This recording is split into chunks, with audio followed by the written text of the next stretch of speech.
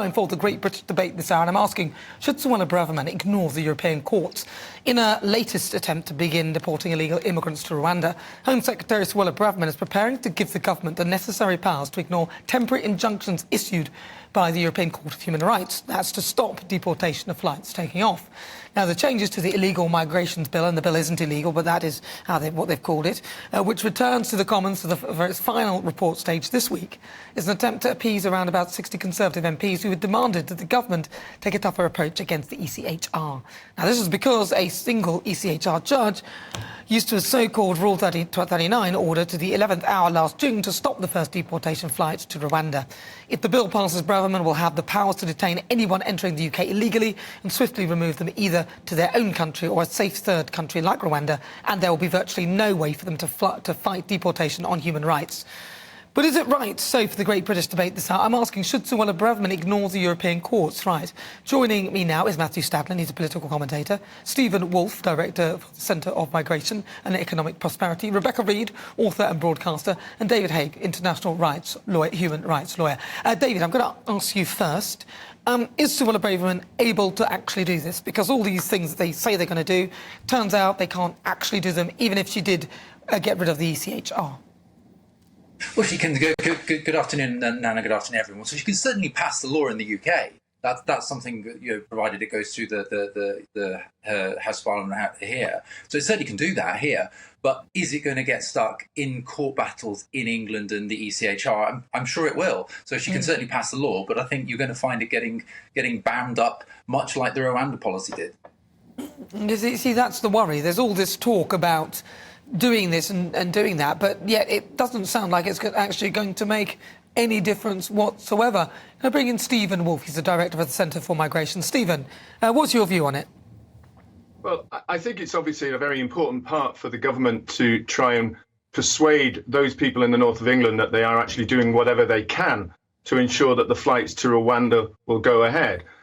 We also have to consider the fact that the interim judgments of Article 39 aren't used that really very much. There have been only 7 out of 180 requests for interim measures over the past 3 years.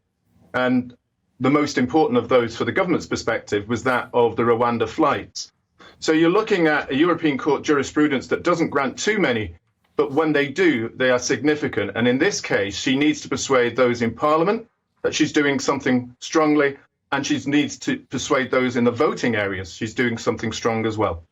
She's going to have a tough job. This is my worry, even if she does get out of the ECHR, whether it'll actually matter. Matthew Stadlen, your view? My real worry here is that Suella Braverman and this Tory government, it's not the first time, are trashing our reputation for a country that not only upholds the rule of law, but is a champion of the rule of law around the world. It is so important for our international reputation that we obey international law. It is possible, as we've already heard, for the government to legislate as it wishes, as long as it passes things through Parliament. Parliament is sovereign. But if it is trying to legislate its way out of its responsibilities to international law, that's a massive problem. If she really wants to do this, what she'd need to do, I suspect, is get us as a country to withdraw from the European Court of Human Rights. I don't think she's brave enough to try to do that. And if she does try to do it, I hope very much she doesn't succeed, because it underpins that court. It underpins human rights on the European continent. And we Brits were key players in establishing it in the early 1950s in the aftermath of the Second World War. Rebecca Reid. Yeah, the idea that we should leave the ECHR is incredibly scary and depressing. I don't know about you, but I love human rights. I like having them. I like being part of the support system for them. And I think it's very risky that if we leave, it might come crumbling down for other countries as well. I just refuse to be so angry about some people taking access to this country that isn't legally theirs, that I want to screw everybody else in this country over by reducing our access to properly legislated human rights organisations.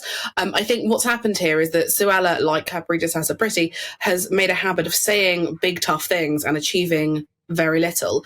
And what they do is they look for a scapegoat. So let's just say that it's because of the ECHR, blame that. But most people in this country, myself included until I did the Google when we started talking about this, don't know what it means. Therefore, it's an easy scapegoat, something to blame. Let's just say it's that. It's not my fault. Doesn't matter that I'm getting nothing done. I'm just saying mean things. Well, Stephen, if she manages to do this, will it actually... I just want to see if she can actually then effectively get her Rwanda plan off the ground. Do you think that there could be a chance that if she does this is actually the problem? Well, can I reflect firstly on the previous two speakers about human rights? Firstly, leaving the European Courts of Human Rights will not leave Britain without human rights. We've had them since our common law, and we've worked pretty hard as a nation to enshrine that in our own common law as legislation. And without a doubt, I don't think that would reduce the amount of human rights in this country at all. Is she able and capable of achieving it without leaving the European Court of Human Rights? This is what the Government Lawyers Department has been trying to achieve for quite some time. And I believe that under the illegal migration bill, they've done a very significant move to try and remain within the European Courts of Human Rights. And as I mentioned, there are very few occasions when it's actually used. But I do suspect that if there is another situation like the interim measure that was used against Rwanda, which is a policy that can go ahead, then she will use it because the political imperative is too significant to fail. Interesting. David, what do you think?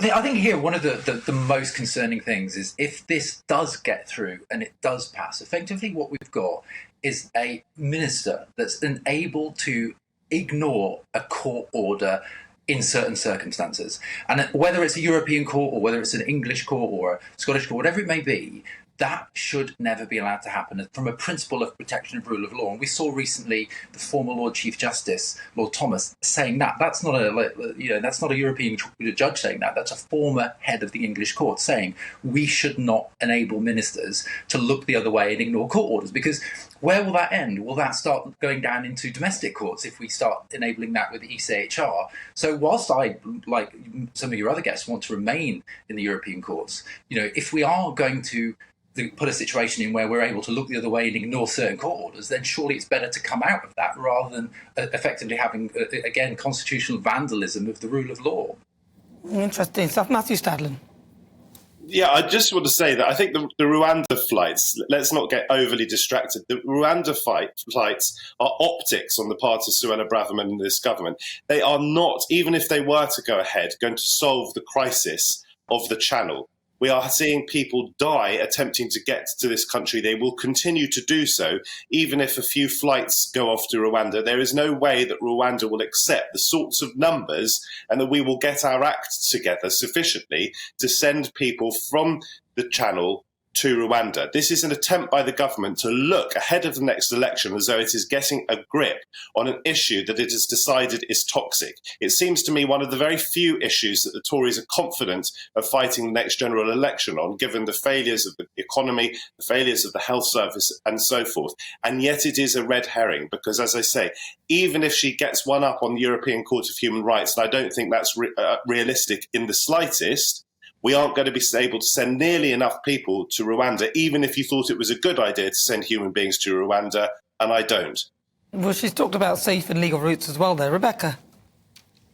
Yeah, I mean, I couldn't agree more, honestly. It's punitive, it's showing off, it's performative, it's what's the expression that everybody on here loves? Virtue signalling, except it's not a virtue to send people to a country where they have no connection and no infrastructure and no family.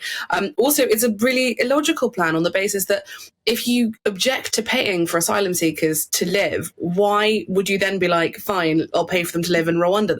I don't understand who in this country is pleased by this idea. Safe and legal routes, understanding when this problem is happening, proper diplomacy, making friends with France again a bit more, making that work better. I mean, look, I'm not a politician, but I'm thinking these might be better ideas than something like putting them all on barges, because at the moment it sometimes seems like they've had a meeting and they've got no bad ideas, everything goes on the whiteboard, and then they've just presented all of that to the actual country. Well, that's better than having no ideas whatsoever, though. I mean, look at the Labour Party. I haven't heard anything decent from them either. Rebecca Reid, thank you so much. Really good to talk to you. She's an author and broadcaster. David Haig, he's an international human rights lawyer. Matthew Stadlen, political commentator. And Stephen Wolfe, director for the Centre for Migration and Economic Prosperity. Thank you so much for your thoughts.